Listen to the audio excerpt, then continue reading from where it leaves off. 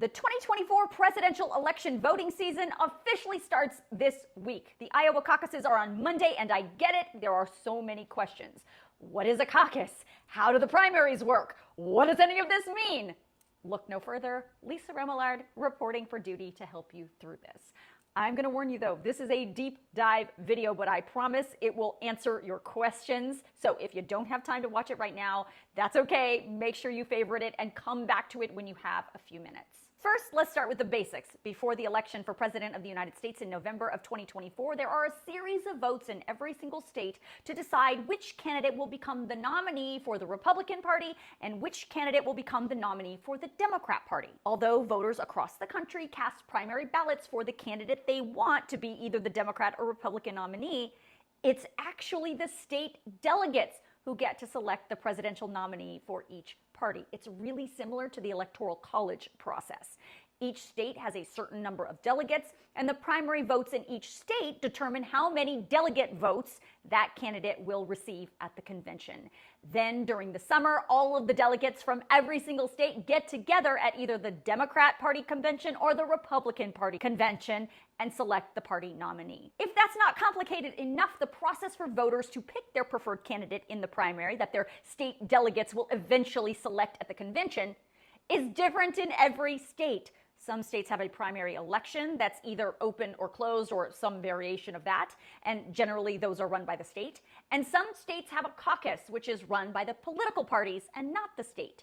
Generally, but not always, voters who are registered as Republicans vote only in the Republican primary, and registered Democrats generally only vote in the Democrat primaries, though some states do have different rules, which we'll talk about in just a second. So let's start with the caucus, because that's what we're going to see on Monday. In the first primary contest in the nation, Iowa famously holds caucuses to decide which candidate will get that state's delegates. Now, Iowa is a small state and only has a small number of delegates, but what makes it important is it's the very first voting contest in a presidential election. That's why people talk about it all the time. Now, what's a caucus? It's basically a meeting where a group of voters gets together at their specific voting precinct and decides which candidate they want their state delegates to vote for. Remember, the rules for caucuses are determined not by the state, but by the political parties. And in Iowa, registered Republican voters caucus with only Republicans, and registered Democrat voters caucus only with Democrats.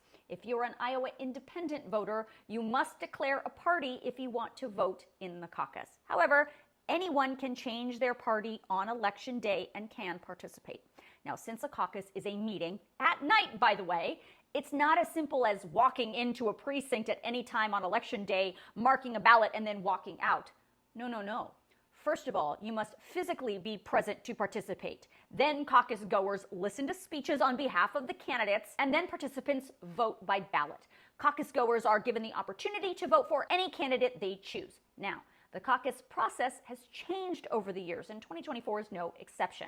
Before, caucus goers would form these candidate preference groups in the precinct and then try and sway other voters who were in the same room to join their group, but they don't do that anymore. We should get a result from the Iowa caucus for the Republicans on Monday night. The Democrats are also holding caucuses in Iowa on Monday, but those Democrat caucus goers will not be voting on the party candidate. Instead, they will caucus to start the process of deciding who will get to be a Democrat delegate at the party convention. Iowa Democrat voters will select their party nominee through a mail-in voting process, which is already underway and runs through March, and that's when we'll see those results. The week after the Iowa caucuses on January 23rd, New Hampshire will hold a primary election. Now, elections we're all pretty familiar with. Registered voters cast a ballot, those ballots are counted, and the winner gets the delegates who then vote for that candidate to be the party nominee at the convention. But not so fast. It's not that simple. Shocker. Some states have open primaries. Some states have closed primaries. Some states have partially closed primaries. Some have partially open primaries, and others have primaries open to unaffiliated voters. Generally, an open primary is when any registered voter, no matter their party affiliation, can vote for their preferred presidential candidate, whether that candidate is a Democrat or Republican.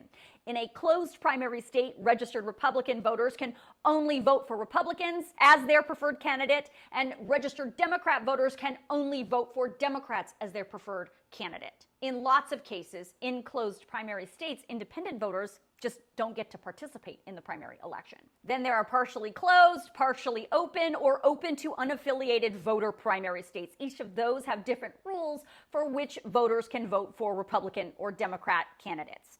In New Hampshire, registered Republicans are only able to vote for their Republican preferred candidate in the primary, and registered Democrat voters are only able to vote for their preferred Democrat candidate in the primary.